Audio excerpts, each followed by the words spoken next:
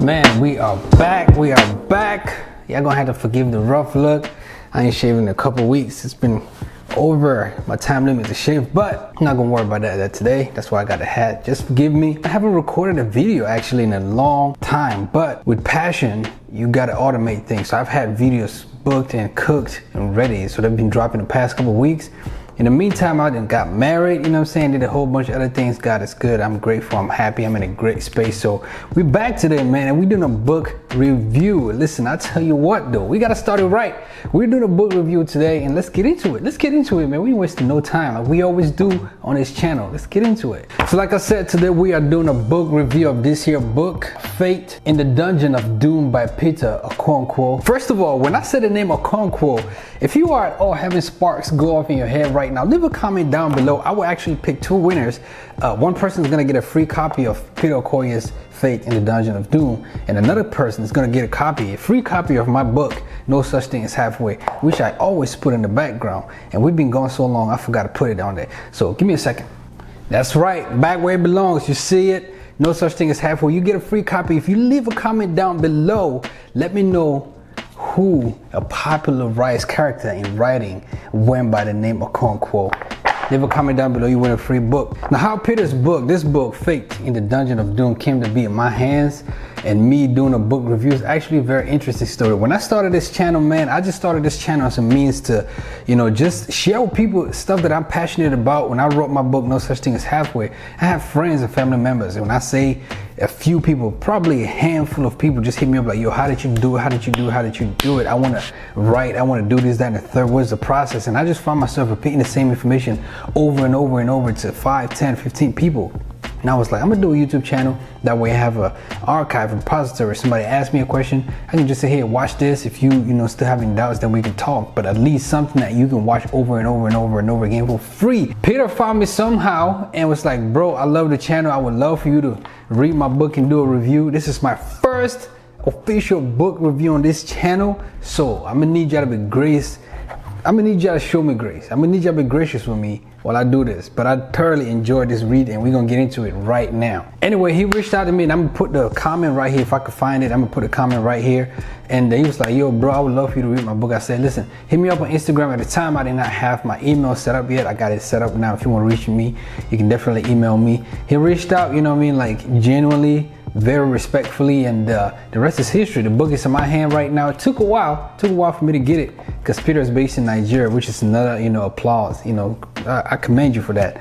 And yeah, book review, man. Peter Okonkwo's Fate in the Dungeon of Doom. Let's go. So Fate in the Dungeon of Doom by Peter Okonkwo is sort of like the pleas and the cries of a traumatized youth who has been thrust into, a lot of agony and pains and suffering of just like, underground, like an underground prison of doom, as the cover suggests. And man, this book, like the first couple of chapters hit you really hard. The first 5 poems, it's a poetry book. It's a collection of poems. The first like couple of pages, the first 5 poems, like it just hits you really hard. It's just some sad stuff, man. It's really sad. It's really dark. And before we get into all that, just about the book itself, it's self-published, and I really commend Peter on that, because as a self-published author myself, I know how hard that is. That's why we have this channel, and being able to do it in and from Nigeria as well. I noticed a lot of hoops he had to jump over to get this book out here. I commend you for that, bro. The book itself is 201 pages for a poetry book, for a collection of poetry book. I feel like that's a good, that's a good page count. It's just enough, to get you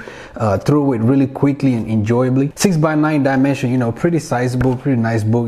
Pack it up, go to the beach or whatever you want to do with it. It's a good size 6x9, and it's got this really glossy finish to the cover. Really glossy feel. Me myself, I'm a matte person. All my books, all 3 of my books are finished with matte covers. Ain't nothing wrong with the glossy covers. There's less chance of staining it and having it remain like in the matte covers, but a glossy look, kudos to you. And Peter is also, this is his second book. He's also the author of Ecstasy of Death. Now check out this cover. This cover right here, is captivating. You look at this cover, you just immediately want to read this book. This is his first book, Ecstasy of the Dead, and man, I really enjoy the cover.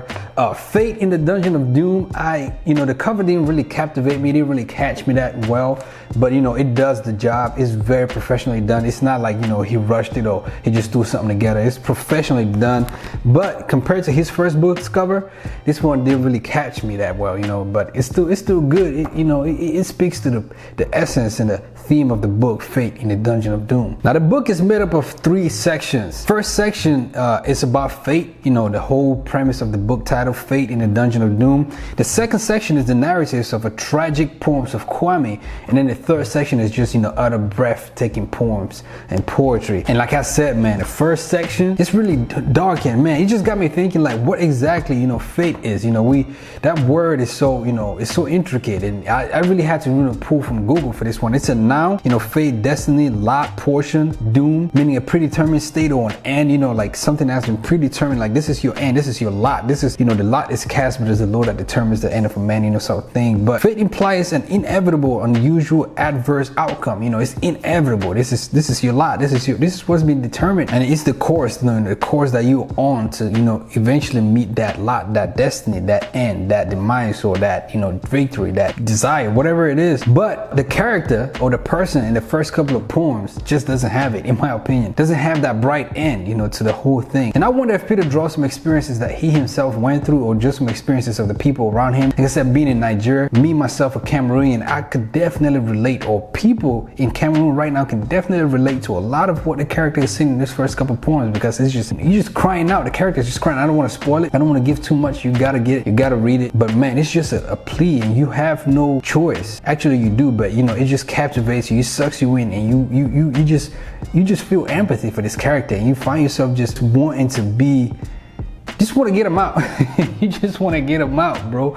And I think it's beautifully written in that way, where you just empathize with the character. I'm not big on wanting to change people's predicaments without really understanding them, but Peter does a good job of giving you understanding of why the character, paints the portraits and the stories that they paint in the way they do, and it gives you the opportunity to want to go down in that Dungeon of Doom and kind of sort of like bring them out. And I think that's beautifully written. It just really is easy written poetry that just gets you through it. I also like the formatting of it. It's one thing with me and books is, especially as us as indie authors, we got to do better jobs and great jobs of really formatting, interior designing our books. And so the font is good, the spacing is good, the headings, everything is good, nicely laid out in the pages.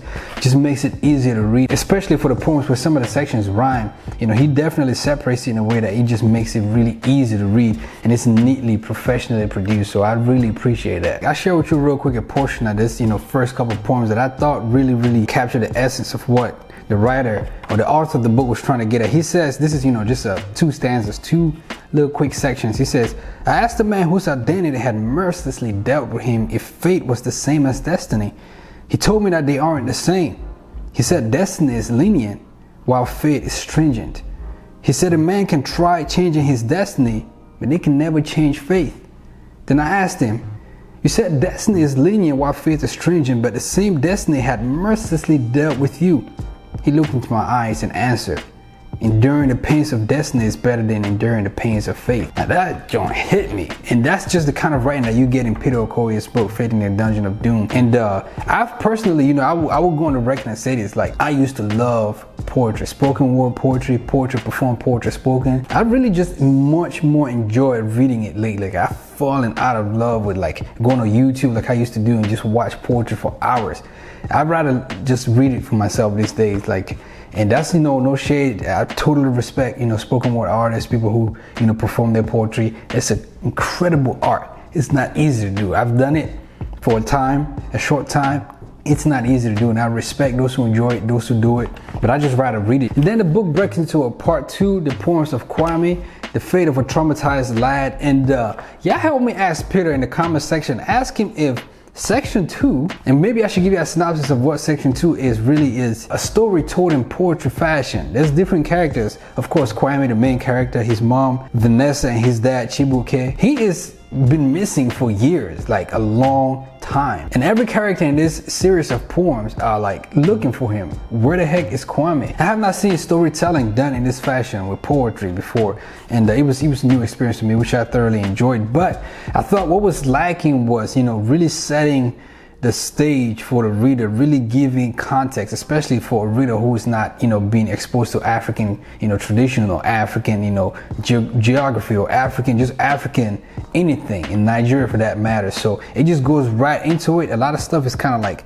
brushed over. So I thought that's where it was lacking, really like drawing the character. The first couple poems, like I said, phenomenal reads, but the second half, the stories of Kwame, it lacked in that sense, in painting a picture where you can put yourself in it and really feel for the characters. Don't get me wrong, the mom, having missing a son for years, is still crying out. So is the father, and you just have to feel for them. And I wonder, leave in the comment section, ask Peter if Kwame really is the lad in the first couple of poems from section 1 or part 1.